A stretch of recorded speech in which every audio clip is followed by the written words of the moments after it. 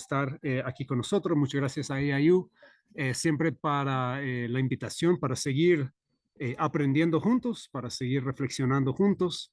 Para mí siempre es un honor para aprender junto con ustedes. El día de hoy quería dar seguimiento a una serie de 4 clases que comencé hace 2 semanas. No sé quiénes estaban presentes hace 2 semanas, pero dado el caso de que hoy es, bueno, al principio de 2025, tenemos una nueva administración en el país más poderoso del mundo, un nuevo gobierno que asume el día de hoy. Hoy, de hecho, en la mañana fue la inauguración de Donald Trump en Estados Unidos. Yo sentía que era un momento muy apropiado para comenzar a hacer algunas reflexiones sobre cuáles eran los desafíos que enfrenta la democracia, ¿verdad? El espacio de ejercicio, de ejercer la participación ciudadana en la construcción política, ¿verdad? De su propio espacio, su propia realidad, su propia realidad política, ¿verdad? Entonces, no sé si todos estaban presentes en la clase hace 2 semanas, pero rápidamente en la primera parte de la clase hoy vamos a dar un breve como resumen de lo que hablamos en una reflexión sobre del trabajo filosófico de Byung-Chul Han, específicamente hablando sobre cómo el bombardeo de información que estamos recibiendo el día de hoy básicamente cancela el espacio de discurso público, el espacio de debate, de llegar a acuerdos mutuos, ¿verdad? Hoy en día quisiera tomar un nuevo espacio para analizar otro reto, otro desafío hacia el ejercicio democrático de los pueblos, ¿verdad? Quisiera recordar y volver a decir de que estas clases no vienen a favorecer una corriente política contra otra. Yo no estoy así para apoyar los demócratas contra los republicanos o los de derecha contra los de izquierda. Sin embargo, yo sí considero de que el ejercicio de la democracia, un espacio donde la gente pueden devolverse o practicar la autonomía, es un valor que transciende las corrientes y las ideologías políticas. Y lo que voy a tratar de demostrar hoy es que hay muchos riesgos, muchos retos y dificultades que están haciendo que las prácticas democráticas sean cada vez más difíciles. Entonces, hoy, como ustedes pueden ver en el título de la clase, vamos a hablar sobre la nueva monarquía, las propuestas neototalitarianas de Curtis Yarvin. Curtis Yarvin es un nombre que tal vez mucha gente no conoce. De hecho, yo hace unos años hubiera dicho que era un tipo medio loco, encerrado en su cuarto, escribiendo teorías extrañas y subiéndolos al internet. Pero la razón que yo quería eh, introducir o presentarles el pensamiento y las propuestas de este pensador, de Curtis Yarvin, es porque últimamente él ha recibido mucha atención mediática. De hecho, el día anteayer hubo una entrevista con él en el New York Times. Ha aparecido entrevistas y análisis de su pensamiento en muchas de las publicaciones de los medios de comunicación más grandes de Estados Unidos. Y la razón es que Curtis Yarvin tiene la atención de personas muy poderosos en la actual administración de Donald Trump. Específicamente, él es muy influyente en el pensar de J.D. Vance, que es el vicepresidente de Estados Unidos ahora, también Peter Thiel y otros de los pensadores eh, o muchas de las personas que están muy influyentes en el mundo de la tecnología, que no solamente son personas que desarrollan nuevos apps, sino que están en el proceso de construir un modelo de vida muy distinto a lo que vivimos el día de hoy. Entonces, como esquema de clase, quisiera comenzar hablando, comenzando sobre el tema del mundo de riesgo en que vivimos hoy. Muchas personas antes de Curtis Yarvin, antes de J.D. Vance y otros, hacen, digamos, el argumento de que debido al cambio climático, debido al riesgo de una guerra nuclear, debido a la complejidad del mundo en que vivimos, ya la democracia ya no sirve. Es demasiado lento, es demasiado difícil para sentarnos y hablar y llegar a acuerdos sobre una forma de convivencia, ¿verdad? De tomar decisiones eficaces sobre la realidad en que vivimos. Entonces, debido a esta complejidad y debido a los riesgos existenciales de la vida en que vivimos, hay muchos pensadores filosóficos, políticos, que hacen el argumento de que la democracia ya pasó, ya no tiene validez en el mundo en que vivimos el día de hoy. Después voy a hacer un resumen biográfico de Curtis Yarvin y algunos de sus pensamientos y sus teorías como más influyentes. Después quisiera como volver a la clase pasada que hablamos de digamos, del pensamiento de Byung-Chul Han y la amenaza de los macrodatos. Los macrodatos, para los que no estaban en la clase pasada, se refiere a estos enormemente poderosos empresas de tecnología, los Google, los Amazon, los Facebook, los OpenAI, obviamente todas las empresas de Elon Musk, que hoy también asume un nuevo puesto de gobierno en la administración de Trump, ¿verdad? Entonces, los riesgos de que los que manejan esta visión tecnológica del mundo están hacia la democracia, ¿verdad? Y al final quisiera introducir algunas propuestas de Curtis Yarvin, especialmente lo que él dice, la neomonarquía, ¿verdad? Yarvin es una de las pensadores que agarró esa tendencia que no solo decía de que la democracia ya no sirve, que la democracia es una forma ineficaz de responder a los problemas actuales de hoy en día, sino él lo lleva, digamos, a un nivel más alto. El Curtis Yarvin dice, la democracia no sirve, tenemos que volver a un espacio político donde concentramos el poder en una sola persona, ¿verdad? En una persona élite que tiene el poder de guiarnos, de llevarnos a un futuro soñado, ¿verdad? Entonces, cuando hablamos de monarquía, muchas veces nosotros pensamos de que es una rélica del pasado, ¿verdad? Del tiempo de los reinos y de las reinas. Y aunque sabemos que muchos países en Europa todavía tienen algún rey o reina o princesa o príncipe, sabemos que son figuras como básicamente simbólicos, ¿verdad? Y Jardín, para quedar claro, no está hablando en volver a una monarquía donde un rey o reina basaba su poder en un mandato divino o donde hablaba de un derecho sanguíneo, de que yo voy a heredar mi poder de rey a mi hijo y mi hijo va a heredarlo a mi nieto. Él no habla de la monarquía en eso, sino él dice que la figura de un monarca que tiene poder absoluto de tomar decisiones rápidos, eficaces, eficientes, es lo que tenemos que hacer hoy en día. Pero tenemos que liberar la monarquía de esta forma, digamos, sucio de la democracia, que toma tiempo, que tenemos que pelear en la asamblea para pasar leyes, que las cortes y el brazo judicial después hace un montón de tramos jurídicos que hace difícil. No, tenemos que borrar todo eso y crear una figura de un rey y un ejecutivo, ¿verdad? Entonces, la nueva monarquía que habla o que propone Curtis Yarvin es la figura de un ejecutivo de una empresa, ¿verdad? Entonces, vamos a hablar un poquito de eso. Pero vamos a comenzar hablando un poco del mundo de riesgo en que vivimos el día de hoy. Perdón, lo hice chiquito, lo hace más grande.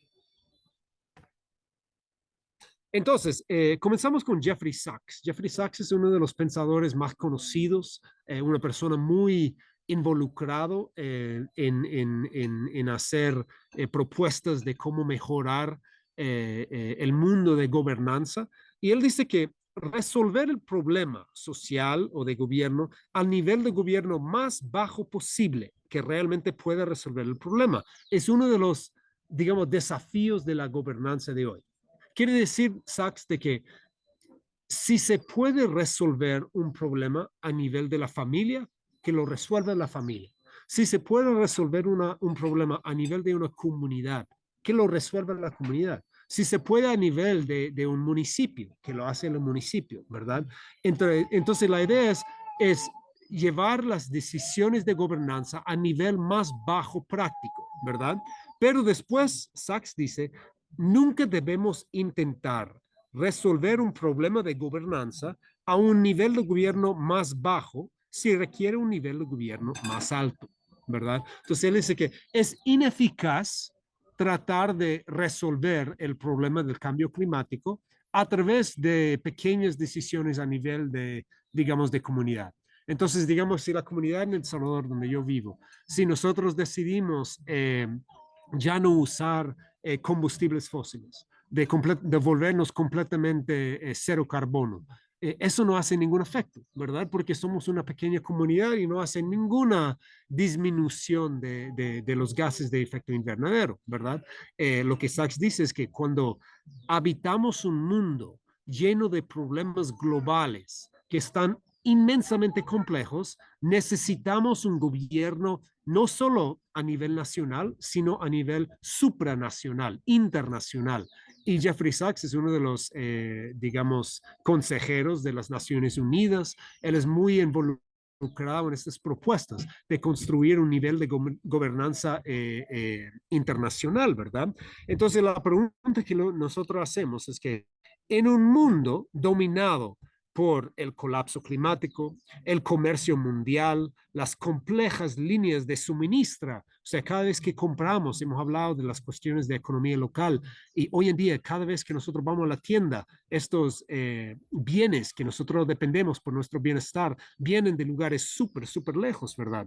Entonces, eso es una cosa muy, muy compleja. Los riesgos nucleares, las guerras, las pandemias, los riesgos de la inteligencia artificial que sale de nuestro control y docenas de otros riesgos potencialmente catastróficos y existenciales, la pregunta que muchas personas están haciendo hoy en día, muchas personas, estrategas mundiales, políticos, líderes de empresas multinacionales, es eso. ¿Puede la democracia directa y localizada y empoderadora responder directamente y eficazmente a estos retos, ¿verdad? ¿Será que realmente debemos de confiar en la democracia, la capacidad de responder a un potencial guerra nuclear entre Ucrania y Rusia o al cambio climático y todos estos desastres que podrían ocurrir, ¿verdad? Realmente no sabemos cómo va a salir el mundo en el futuro, ¿verdad? Entonces, muchas personas, antes de que comenzamos a hablar de las propuestas de Curtis Yarvin, ya hay muchas personas en posiciones de poder político, poder económico, que ya comienzan a cuestionar si la democracia es la mejor forma de abarcar, de responder a los problemas que estamos enfrentando, ¿verdad? Entonces, si la democracia nos sirve, muchas personas están proponiendo de que ha llegado el momento de jubilar la idea de democracia, de participación ciudadana, de consentimiento organizado a través de construir juntos y juntas espacios de discurso público para dar poder a la gobernanza autoritaria y centralizada a través de regímenes autoritarios y totalitarios, ¿verdad? Eh, yo creo que una de las lecciones duraderas de la pandemia del COVID-19 es que muchas veces no se habla, es que el modelo del gobierno autoritario y vertical de China funcionó mucho mejor para contener una nueva amenaza global, ¿verdad? Cuando pensamos en el COVID-19, sabemos que comenzó en la provincia de Wuhan, ¿verdad? De China, ¿verdad?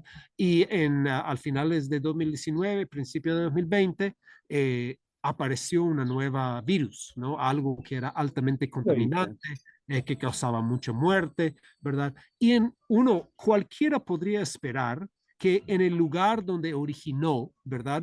Donde no había vacunas, donde no había información de cómo funcionaba, que obviamente iba a ser un lugar más afectado, ¿verdad? Un lugar donde había un montón de muertes, un catastrófico muerte de personas, pero no fue así, ¿verdad? Lo que sabemos, lo que ocurrió es que China era el único país en el mundo que adoptó una política de contaminación cero, ¿verdad? Intentó realmente evitar la contaminación digamos, de nuevos casos del COVID y realmente fue capaz. Era el único país capaz de realmente parar digamos, la esparcimiento del virus, ¿verdad? Entonces, ellos hicieron eso a través de pruebas obligatorias, la tecnología de rastreo de contactos, el aislamiento obligatorio de las personas infectadas. O sea, ¿se acuerda? En China las personas no podrían salir de su casa, ¿verdad? Sin el permiso expreso del gobierno, ¿verdad? Si se enfermaron, no es que había como una recomendación de mantenerse en cuarentena en tu hogar, no, había una obligación del Estado de quedarse encerrado, ¿verdad? Entonces, lo que China mostró, lo que la pandemia demostró, es que un gobierno fuerte, centralizado, que concentra el poder en un pequeño grupo de personas, fue el único capaz de realmente responder en este caso, la pandemia, una pandemia que era una amenaza nueva, algo diferente, etcétera, ¿verdad? Entonces, la pregunta que uno debe pensar, y muchas personas comienzan a pensar, es que en el mundo complejo en que vivimos hoy en día, debemos seguir confiando en la democracia, en la toma de decisiones conjuntos, o debemos esperar de que cuando el cambio climático salga de control, cuando las tensiones geopolíticas aumentan, tal vez la mejor forma de mantener la seguridad, mantener el progreso, es a través de concentrar todo el poder en una sola persona, en una persona fuerte, ¿verdad? Bueno, entonces quería como dejar esta fundación para demostrar que las ideas de Curtis Yarvin, que habla digamos, del nuevo monarquismo, de regresar a una forma totalitaria de gobierno, no es solamente un pensamiento de una persona como él. Él es un blogger, un influencer de extrema derecha, que hace unos años era una persona en su sótano escribiendo blogs, jugando con algunas ideas. Y hace unos años yo podría decir que no era una persona que, digamos que tenía mucho que decir, no era una persona que, digamos que tenía mucha influencia política, ¿verdad? Pero en los últimos años, como decía, él ha tenido la oreja de muchas personas de mucho poder. Hablamos de Peter Thiel, que era uno de las personas más fuertes de Silicon Valley. Hablamos de personas como J.D. Vance, que hoy en día es el vicepresidente de Estados Unidos, ¿verdad? Eh, Uno de los pensamientos más fuertes o más únicos, como más innovadoras de Yarvin, es que la democracia es un experimento fallido, ¿verdad? Que debería ser reemplazado por una monarquía responsable, similar a la estructura de gobierno de las corporaciones. Como decíamos antes, la idea de Yarvin no es volver a este mandato divino de un rey que heredaba el poder de generación en generación. No, él dice que el mejor ejemplo de un monarca hoy en día es como el Steve Jobs ejerciendo control completo sobre el Apple, ¿verdad? O el figura de Mark Zuckerberg ejerciendo poder completo sobre Meta, ¿verdad?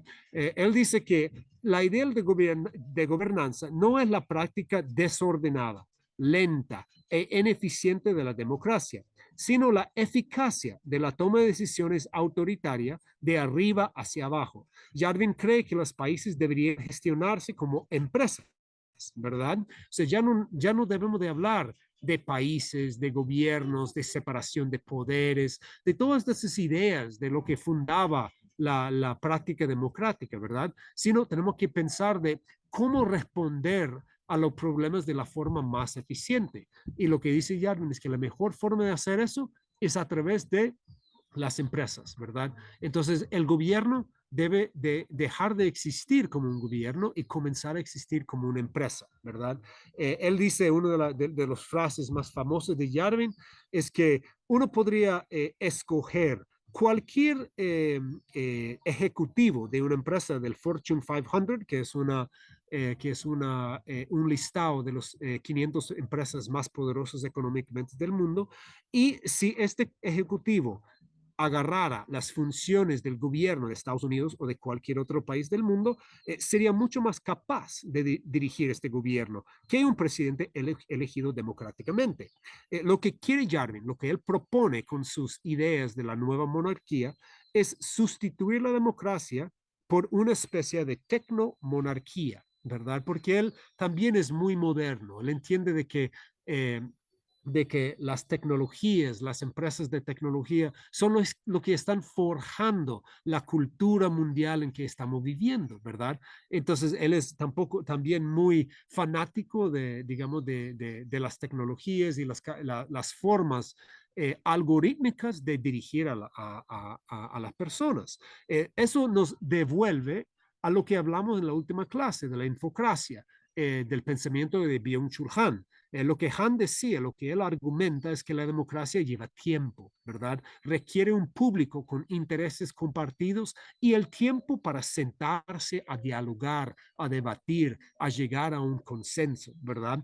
Sin embargo, en la era de la infocracia, que es el término que usó Han, digamos, en esta era del bombardeo de información en que estamos viviendo, el tiempo está fracturado. La información, esta cantidad de información que recibimos, fractura el tiempo, fractura nuestra capacidad de poner atención, ¿verdad? Y después tenemos la personalización del Internet que limita nuestro mundo, ¿verdad? Entonces, lo que Han argumentaba, lo que hablamos en la clase pasada, es que eso desintegra la democracia. Este reduce y limita nuestro mundo y desintegra la democracia, ¿verdad? Entonces, lo que dice Han y lo que comparte el Yarvin es que entonces, si la democracia ya no sirve, ¿qué es lo que viene a reemplazarlo, verdad? Y lo que Han critica y lo que Yarvin alaba o desea es que debemos de entregar nuestra futura política a lo que él llama el gran data, ¿verdad? Entonces, hoy en día sabemos que a tiempo completo nosotros estamos compartiendo una enorme cantidad de datos, ¿verdad? De nuestros datos biográficos, nuestros pensamientos, nuestros deseos de consumidores, nuestras preferencias de compra, incluso nuestro dato como biopolítico, ¿verdad? La información de cómo funcionan nuestros propios cuerpos. Y en todo momento, estos datos están siendo minados. El Big Data y la inteligencia artificial pueden encontrar soluciones a los problemas y conflictos de una sociedad que se entiende como un sistema social predecible, ¿verdad? Lo que dice Jarvin es que hemos entrado con la digitalización de nuestro mundo en una forma de vida que es completamente predecible, ¿verdad? Estas soluciones se consideran beneficiosos para todos los miembros de la sociedad, quienes, debido a sus limitadas capacidades de procesamiento a la información, no serían capaces de encontrar soluciones por sí mismos. Así, el Big Data y la inteligencia artificial son vistos como más racionales que los seres humanos. La racionalidad digital se considera muy superior a la racionalidad comunicativa. Esto hace que la acción política de los humanos sea superfluo, es innecesario. ¿Para qué vamos a perder el tiempo debatiendo, llegando a consenso, cuando simplemente debemos de confiar nuestro futuro a la inteligencia artificial, al algoritmo, al manejo del Big Data, ¿verdad? Del data grande. Los políticos, bajo este como sueño, digamos, de los tecno-utopistas, es que los políticos serán sustituidos por expertos e informáticos, sistemas de inteligencia artificial, que van a gestionar la sociedad basándose en la recopilación y la interpretación masiva de datos digitales. Hace unos años, muchos pensadores en el mundo del gran dato publicaron el manifiesto dataísta, ¿verdad? Este nuevo lema dice, o sea, lo que nos pide a nosotros no es que votamos, mucho menos que nos juntamos con nuestros vecinos para hablar, para debatir, para dialogar. Más bien lo dice así, si experimentas algo, grábalo. Si grabas algo, súbelo al internet. Si subes algo, compártelo. Lo que debemos de hacer nosotros es proveedores de información, proveedores de datos, ¿verdad? Para que los sistemas de inteligencia artificial, para que los algoritmos puedan tener acceso a cada rincón de nuestras vidas personales, a cada espacio sagrado de lo que significa ser humano, ¿verdad? Los dataístas como Curtis Yarvin, como Peter Thiel, como muchas personas que ya tienen posiciones de poder, creen que con suficientes datos biométricos y potencia de cálculo, este sistema omnicomprensivo podría entender a los humanos mucho mejor de lo que nosotros entendemos a nosotros mismos. Una vez que eso ocurra, los humanos perderían la autoridad. Las prácticas humanistas como las elecciones democráticas quedarían tan obsoletas como las danzas de lluvia, los cuchillos de sílex, ¿verdad? Entonces, la pregunta que debemos de hacer, dado, digamos, el surgimiento de personas que cuestionen activamente si la democracia sirve, y dado el surgimiento del poder de la tecnología sobre nuestra vida, sería que estamos en un umbral de una toma de poder por el dataísmo y la neomonarquía. Y aquí tengo 5 estudios que fueron publicados en los últimos 2 años. Un nuevo estudio revela que un quinta parte de los británicos menores de 45 años cree que el mejor sistema para dirigir eficazmente un país es un líder fuerte que no tenga que molestarse en celebrar elecciones. Un estudio realizado por investigadores de Cambridge en 2020 examinó las actitudes en 160 países y descubrió que las generaciones más jóvenes se han desilusionado cada vez más con la democracia. Otro estudio del Pew Research Center mostró que casi 2/3 de los ciudadanos de 12 países de renta alta estaban insatisfechos con la democracia en 2024.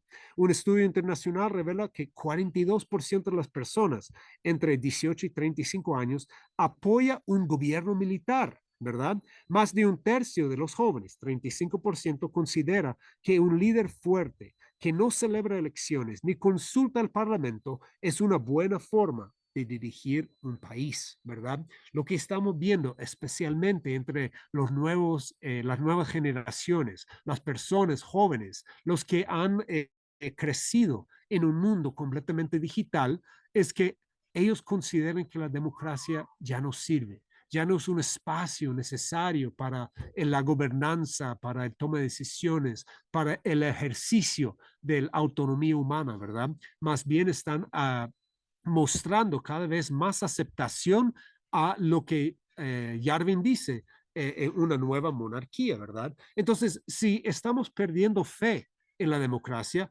¿qué es lo que viene a reemplazarlo, verdad? Y aquí entra Yarvin. El Yarvin dice que la política actual en Estados Unidos, en la mayoría de los estados del occidente y del mundo, no es una democracia, sino una oligarquía, una aristocracia. Y yo creo que tiene razón, donde las personas en poder, poder económico, poder mediática, son lo que están tomando decisiones, ¿verdad? Los que están haciendo las leyes, los que están ejerciendo los espacios en los tribunales, ¿verdad? Yarvin cree que la democracia, entonces, es un experimento fallido y que necesitamos absolutamente un retorno a la monarquía, en el sentido, como decimos, no de un rey con mandato divino, sino como una fuerte rama ejecutiva, una persona que dirige el país como un CEO, como un ejecutivo de una empresa multinacional, ¿verdad? Él dice, mirando al pasado de los Estados Unidos, que los mejores presidentes de la historia, el George Washington, el Abraham Lincoln, que era presidente durante la Guerra Civil, el Franklin Roosevelt, que era el presidente en Estados Unidos durante la Segunda Guerra Mundial, eran esencialmente dictadores, eran personas que sobrepasaban o que temporalmente suspendía la democracia, ¿verdad? Para ejercer un poder fuerte en un momento de crisis. En George Washington fue durante la guerra de la independencia de Estados Unidos de Inglaterra. En el caso de Abraham Lincoln era la guerra civil. En el caso de Roosevelt, la Segunda Guerra Mundial. Entonces él dice que en momentos de crisis histórica siempre hubo un líder muy fuerte que suspendía el ejercicio de la democracia y el argumento que eso es la mejor forma de gobernarse. Tenemos que liberarnos de nuestra creencia en la democracia. Tenemos que liberarnos de eso y confiar cada vez más en las prácticas dictatoriales, ¿verdad? Entonces, él dice que tenemos que volver a una neomonarquía. ¿verdad? El objetivo de esta neomonarquía es alcanzar una solución pragmática, aunque elitista, que restablezca el orden y la estabilidad en tiempos turbulentos. Como dijimos, ya estamos viviendo en un mundo enteramente complejo, ¿verdad? Y tenemos que entender que para para responder a estos problemas, tenemos que ver la posibilidad, la forma de concentrar el poder en una sola persona. En un mundo dominado por los datos, las pantallas y las tecnologías emergentes, el lío neomonárquico se guiaría por algoritmos de la inteligencia artificial para instaurar una forma de tecnofeudalismo en que el poder se concentra en las grandes corporaciones tecnológicas de las que dependen los ciudadanos para los aspectos más fundamentales de sus vidas. Lo que estamos viendo en las generaciones jóvenes y que muchos están demostrando digamos, voluntad de liberarse de la democracia, de la responsabilidad de tomar decisiones, ¿verdad? Para poder entregar todo el poder a un monarca, a una persona fuerte que garantiza el seguimiento del status quo, ¿verdad? En lugar de espacios de discurso democrático, las personas renunciarían voluntariamente a gobernar sus propias vidas para ser gestionadas de forma autoritaria, de arriba para abajo, por los élites tecnofeudalistas que lo proporcionan el mundo dominado por la tecnología de lo que dependen, ¿verdad? Una de las cosas muy interesantes de Jarvin es que él entrega o delinea un programa, ¿verdad? Paso a paso, cómo instaurar una nueva monarquía. Entonces, él sugiere que un aspirante autócrata, ¿verdad? Una persona que quiere concentrarse el poder en sí mismo con el fin de tratar de resolver los problemas del mundo, debe de hacerlo a través de una campaña democrática, ¿verdad? Ganar una elección, un mandato electoral, usando, como decíamos, digamos, un espacio democrático de elecciones, pero a través de construir un programa autoritario, ¿verdad? Hablar directamente a la gente. Si yo gano el poder, yo voy a volverme autoritario. Tratar de convencer al público de la necesidad de un nuevo monarca, ¿verdad? Deberían purgar la burocracia federal e impulsar lo que Jarvin ha dicho, el raje, o jubilar a todos los empleos del gobierno. Una vez que tomen el poder, deben de limitar toda esta burocracia, es lo que dice Jarvin. Si ustedes están viendo o algunas como coincidencias entre el gobierno de Trump, que comenzó su nuevo mandato el día de hoy, y lo que propone Jarvin, creo que no es coincidencia, ¿verdad? Durante la reciente campaña electoral, el Donald Trump habló fuertemente sobre propuestas casi dictatoriales, totalitarianas, ¿verdad? De suspender, digamos, derechos civiles, de concentrar el poder en una sola persona, ¿verdad?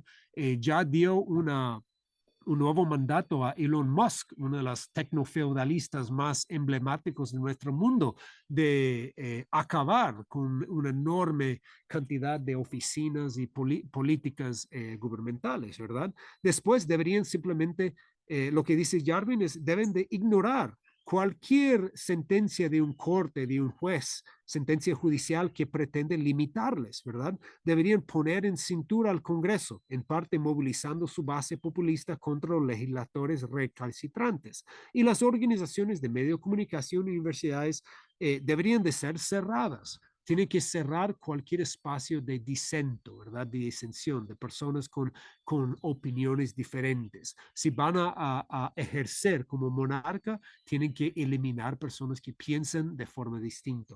Y por último, dice Jarvin, que todo este proceso de construir una nueva monarquía no va a ser ilegal, porque el primer día del mandato, lo que dice Jarvin, el nuevo dictador, el nuevo totalitario, el nuevo monarca debe declarar un estado de emergencia o un estado de excepción, ¿verdad? Y eso durante su investidura dice Jarvin, debe de crear un estado de emergencia para suspender, digamos, el ejercicio de la democracia. Eh, Hoy en la mañana, Donald Trump tomó el poder y una de las primeras acciones que ha hecho, que yo creo que ya se firmó, es que ha declarado un estado de emergencia en la frontera sur, para que él pueda comenzar su guerra contra la migración irregular. Supuestamente el día de mañana van a declarar una emergencia de energía nacional. O sea, esta idea de suspender las libertades, de suspender las prácticas democráticas a través de declarar estados de emergencia, es lo que el Yarvin propuso, ¿verdad? Como para construir una nueva monarquía tienen que eliminar las prácticas democráticas. Y yo creo que estamos viendo y estamos por ver no solo el gobierno de Donald Trump, pero otros gobiernos como seguir esta forma de vivir, de esta forma de ejercer política. Giorgio Agamben es un filósofo italiano que habla mucho del estado de excepción, ¿verdad? Él dice que el estado de excepción es un concepto político que describe una situación en la que el sistema legal queda suspendido en tiempos de crisis. En este estado, el soberano, o sea, el gobierno, el autoritario, el nuevo monarca, tiene autoridad ilimitada para imponer el orden y violar la ley. Una de las características esenciales del estado de excepción, dice Agamben, es la abolición provisional de la distinción entre los poderes legislativo, ejecutivo y judicial. O sea, la separación de poderes deja de existir y muestra aquí su tendencia a convertirse en una práctica duradera del gobierno, ¿verdad? La idea es que un estado de excepción que se declara por un momento momentáneo se vuelve permanente. ¿Verdad? O sea, primero van a decir, durante la pandemia del COVID, tenemos una emergencia temporal de una pandemia global, vamos a declarar un estado de emergencia, un estado de excepción para dar mucho más poder a las autoridades de salud, etcétera, etcétera, etcétera. Pero lo que hemos visto en China es que esta vigilancia del Estado sobre sus sujetos, ¿verdad? Sobre sus ciudadanos, sigue hoy en día. O sea, el estado de excepción, una vez que está instalado, nunca deja de existir, ¿verdad? Eh, una de las cosas, una de las razones que quería hablar de eso hoy en día es por un interés personal. Yo soy salvadoreño, vivo en El Salvador desde hace 20 años, ¿verdad? Y yo considero que mi país viene siendo casi como un campo de prueba para la nueva monarquía, ¿verdad? De hecho, hace el año pasado o antepasado, en 2023, el Curtis Yarvin llegó a El Salvador y dio en el Teatro Nacional de nuestro país, ¿verdad? Y las primeras palabras que dirigió al público fue, bien, muchas gracias por la invitación, siento honrado estar en la única monarquía del hemisferio occidental. Entonces, Yarvin vino a El Salvador y está muy interesado en El Salvador porque considera de que nuestro país ya es una monarquía, ¿verdad? ¿Y por qué? Porque hace 3 años, bueno, El Salvador siempre fue conocido en América Latina por ser un país altamente violento, que teníamos enormes problemas de violencia juvenil con las pandillas. Entonces, hace 3 años, el gobierno de El Salvador declaró un estado de emergencia, ¿verdad? Un estado de excepción, donde suspendió las libertades civiles, los derechos de los ciudadanos, para tratar de reducir la violencia de las pandillas. Fue altamente exitoso, pero eso fue hace 3 años. Hoy en día seguimos siendo sujetos a un estado de excepción, que quiere decir que un policía o un militar puede entrar en mi hogar, ¿verdad? Violar la santidad del hogar en cualquier momento para llevarme preso. Yo o cualquier otro ciudadano o persona que está en el país de El Salvador pueden que mantenerse en el cárcel hasta que el gobierno decide liberarse o no, ¿verdad? Otra forma de esta nueva monarquía que Yarvin ve en El Salvador es que las ramas legislativas y judiciales del gobierno están esencialmente amputadas de cualquier poder e influencia real. Desde hace 3 años, el gobierno de Nayib Bukele propone una ley y no hay ningún debate, ¿verdad?, en la Asamblea Legislativa. Él quería hacer que el Bitcoin fuera nuestra moneda de curso legal y 2 días después fue aprobado. Si Nayib dice al Congreso que quiere aprobar una ley, el día después existe. Después de 7 años de lucha de abolir la minería metálica en nuestro país, el presidente dice que vamos a instaurarlo y sin ningún debate, ninguna participación ciudadana, una semana después ya esta ley ya pasó en la historia y se permite la minería otra vez en el país. Entonces ya no hay separación de poder, ya el poder está altamente concentrado en la rama ejecutivo. También, como dice Jarvin, que el Jarvin dice que el nuevo monarca debe gobernar el país como un ejecutivo, como un CEO. Y Nayib Bukele en su cuenta de Twitter o de X muchas veces se denomina no como el presidente de la nación, el presidente electo de El Salvador, sino el CEO, ¿verdad? El ejecutivo de El Salvador, ¿verdad? Y implementa a través de medidas autocráticas una amplia gama de políticas tecnofeudales, ¿verdad? El Bitcoin, tratando de atraer a personas de Silicon Valley y personas que están muy en la rama de construir un tecnoparaíso aquí en este país, ¿verdad? Y la otra cosa es que la población de El Salvador parece estar de acuerdo, parece querer renunciar voluntariamente a la participación democrática. Nadie cuestiona la popularidad de Nayib Bukele como nuevo monarca. Él tiene un 80% de aprobación política, ¿verdad? Entonces, la gente sentía la emergencia de la violencia, ¿verdad? Quería un mano fuerte para responder a esta situación. Surge un nuevo monarca que concentra el poder, que crea una visión del país y la democracia queda en el olvido, ¿verdad? Para muchas personas eso parece como un desastre, ¿verdad? Como una tragedia, ¿verdad? Pero para personas como Curtis Jarvin, esa es una receta que debe seguir todos los otros países. El Salvador es un ejemplo que se debe seguir cada país en el mundo, ¿verdad? Una de las Sí, otras, cuando... Tobias, disculpa que Sí, te interrumpa. Tenemos a dos personas que quieren intervenir. Entonces, ok. justamente, ya como terminamos la lámina, tenemos primero a Alvin y luego a Alfa. Así que, Alvin, por favor, adelante. Sí, muy interesante esta charla magistral que está dando el Robert. Muy interesante. Me llama mucho la atención cuando habla de democracia, sistema del gobierno donde el pueblo ejerce la soberanía. Eh, en parte estoy de acuerdo, pero en otras partes no, porque la historia nos enseña que el poder absoluto en un momento dado hubo mucho desarrollo, pero la historia también nos cuenta que el autoritarismo, como sucedió con Luis XVI de Francia, que sus políticas económicas y sociales contribuyeron a la Revolución Francesa, un periodo de gran violencia y cambios radicales. Pero también hablamos de Stalin, de la Unión Soviética y sus pugnas políticas, pero también hablamos de Hitler en Alemania. Su régimen nazi llevó a la Segunda Guerra Mundial, pero también hablamos de Idi Amin en Uganda. Su dictadura se caracterizó por la persecución de minorías étnicas. Yo considero que cuando una persona, bueno, en el caso de Bukele, un monarca que tiene poder, pero gobierna en pro de la sociedad y en pro del pueblo.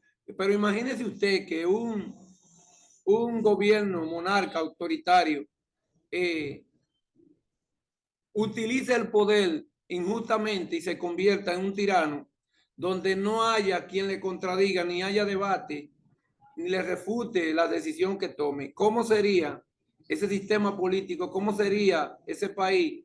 Como llevó también la revolución cultural de Mao Zedong, que murieron 6 millones de habitantes para él lograr su cometido.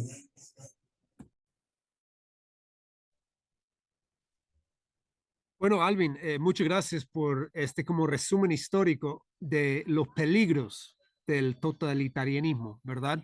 Y yo creo, yo estoy 100% de acuerdo. O sea, yo soy historiador y yo creo que no es difícil ver la historia y ver una enorme cantidad de abusos, ¿verdad? Que ocurre y que tienen que ocurrir cuando digamos que eh, se concentra el poder en una sola persona. O sea, uno de los verdades históricos es que el poder absoluto corrompe absolutamente, ¿verdad? Entonces yo estoy de acuerdo. Lo que quisiera como compartir es que esta idea de que la monarquía es una cosa del pasado no es correcto, ¿verdad? Hay muchas personas con mucho poder hoy en día que están hablando de la monarquía como un ejemplo a seguir. Y yo estoy 100% seguro de que es muy importante tener una visión histórica de lo que estamos queriendo ver. Y lastimosamente nosotros como seres humanos tendemos a solo pensar en el presente, ¿verdad? Es entendible que el pueblo de El Salvador podría querer renunciar a la democracia con tanto de que hay una mano fuerte, un dictador, una persona con poder absoluto para matar la violencia, ¿verdad? Y quisiera terminar mi presentación como respondiendo a cómo responder a eso, pero antes de eso no sé si alguien más quería intervenir antes de que yo sigo. Sí, Tobias, tenemos a Alfa. Alfa, por favor, adelante. Hola a todos ustedes. Yo quiero decir que la naturaleza es muy importante para los antepasados, humanos, animales, plantas e insectos. Por ejemplo, Otto Tesla, que mantiene este ambiente durante años. Es la verdad. Gracias. Muy de acuerdo y muchas gracias por su intervención. Bien, Tobias, tal vez tenemos una última intervención y entonces ya con eso pues podemos seguir con la lámina. Tenemos a John Arcos. John, por favor, adelante. Buenas tardes, profesor Robert. Eh, Encuentro interesante su clase, la teoría de los reyes, la, la democracia. Por ejemplo, actualmente Venezuela está pasando por una situación muy difícil políticamente. ¿Y qué piensa usted, profesor Robert? Lo que pasa es que Venezuela ya lleva hartos años con problemas políticos. El tema es que ahí encuentro toda la razón ahí en la teoría de, chuta, si no hubiese política, el país de Venezuela iba a estar bien. Si no hubiese habido problemas de política entre Rusia y Ucrania, entre Israel y Hamas, creo que igual la política influyó mucho en la Primera Guerra Mundial, la política también en la Segunda Guerra Mundial. Capaz que en la Tercera o Cuarta Guerra Mundial también pase lo mismo. Eh, Igual pensando con respecto a la democracia, por ejemplo, no sé cómo sería el sistema si es que todos los ciudadanos dieran su, por ejemplo, si el país ya si quiere, si los políticos dicen, ya, este país, ya, si queremos que en nuestro país eh, haya mucha violencia, haya eh, mucho saqueo, mucha soborno, si queremos un país donde hay puros traficantes, asesinos, eh, eh, no creo que sería mala idea de, si a futuro, para nuestras futuras generaciones, porque todo lo que se haga en el presente va a repercutir a las futuras generaciones. Y si queremos un país violento, un país donde la violencia día a día, eh, si queremos un país así o no, ¿por qué decidirlo entre varios diputados? Sino consultarle como estamos en un tiempo de democracia, consultarle a todos los ciudadanos ya. Los que quieran que tengamos un país justo, voten. Los que no quieren un país justo, que voten. Y si sale la mayoría, los que quieran un país no justo, sería responsabilidad de la votación de cada uno. A lo mejor estoy planteando mi opinión incorrecta, pero es más que nada una opinión nomás, profesor. Muchas gracias, John, por su intervención. Y yo lo que tomo de lo que usted decía es que esta tendencia que vemos en el mundo de hoy a concentrar el poder en una sola persona, en un solo grupo, no es una cuestión de derecho o de izquierda, ¿verdad? Yo creo que uno puede ver tendencias autoritaristas en todas las corrientes políticas, todas las ideologías políticas, ¿verdad? En algunos países que hay un gobierno que se dice de izquierda, muchas veces hay una acumulación de poder totalitaria. Lo mismo ocurre en muchos países de derecha, ¿verdad? Entonces, yo considero de que lo que estamos viviendo hoy en día es que debido a la complejidad de nuestro mundo, hablando otra vez del cambio climático, el riesgo de guerra nuclear, la cuestión económica de una economía globalizada con cadenas de suministro, el mundo se ha vuelto tan complejo que muchas personas en posiciones de poder, poder económico, poder político, poder militar, están asumiendo de que la única forma de responder a estos problemas es deshacer la democracia y concentrar el poder en una sola persona o un grupo de personas, ¿verdad? Y que este grupo de personas van a llevar a su país, sea por un camino de izquierda, sea por un camino de derecho, pero ya no va a ser una cuestión democrática, no va a ser una construcción del pueblo, ¿verdad? Sino va a exigir que el pueblo limita, ¿verdad? Su participación y que obedece, ¿verdad? Y entonces, eso es como la nueva monarquía que estamos viviendo y no es una cuestión de derecho o izquierda, es como una respuesta lógica a la complejidad del mundo en que vivimos. No sé si puedo comenzar a seguir otra vez a ver si lo puedo. Sí, Tobias, adelante, por favor, siga y justamente después en la parte ya de conclusiones, pues le damos la palabra a Herminda para que podamos Okay, sí, es justamente que concluir las láminas y así seguimos. perfecto. Solo tengo tres más, siguiendo el pensamiento de Jarvin, porque quería llegar a mi conclusión de lo que está preguntando John y lo demás. Sí, Entonces, ¿qué claro. hacemos? ¿No?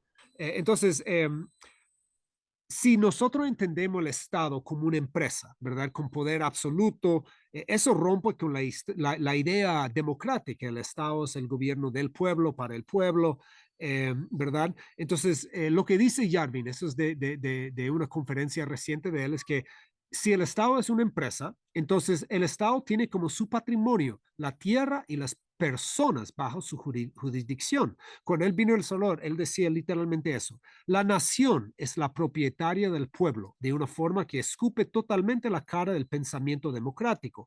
Es misión del Estado asegurarse de que todos los habitantes del país realicen todo su potencial.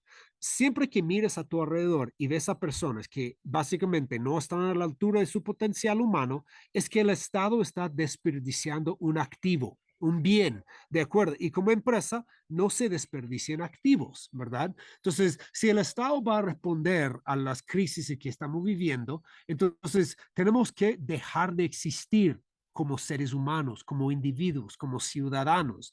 Más bien, nosotros somos activos de una empresa, activos de una nación. Nosotros somos como los peones del patrón es el Estado, que tienen que movernos, ¿verdad? Que tienen que usarnos para el mejor desempeño posible.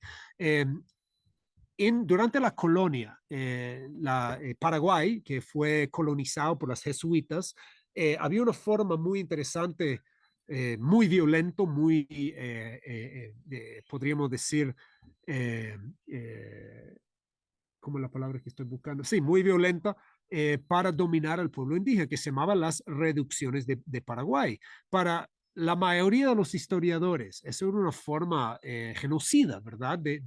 donde la corona española encargó a los sacerdotes jesuitas a robar la tierra de los indígenas guaraní, que eran los indígenas que habitaban en esta parte del mundo, de llevarles a grandes ciudades que se llamaban las reducciones y de obligarles a cambiar su forma de vida para civilizarlos. O sea, era una práctica genocida, ¿verdad? Sin embargo, Yarvin dice que eso es un ejemplo a seguir, y eso es lo que él dijo cuando él vino a El Salvador. Decía, uno de los primeros y más interesantes experimentos coloniales en el Nuevo Mundo fue algo llamado las reducciones de Paraguay. Los jesuitas tenían un enfoque muy interesante. Para civilizar los indios guaraníes locales, su enfoque era básicamente regimentarlos de manera que se parecieran a los europeos. Lo que descubrieron fue que esto se podía hacer con poblaciones de indios de sangre pura a los que se podría hacer vivir como las clases bajos europeos.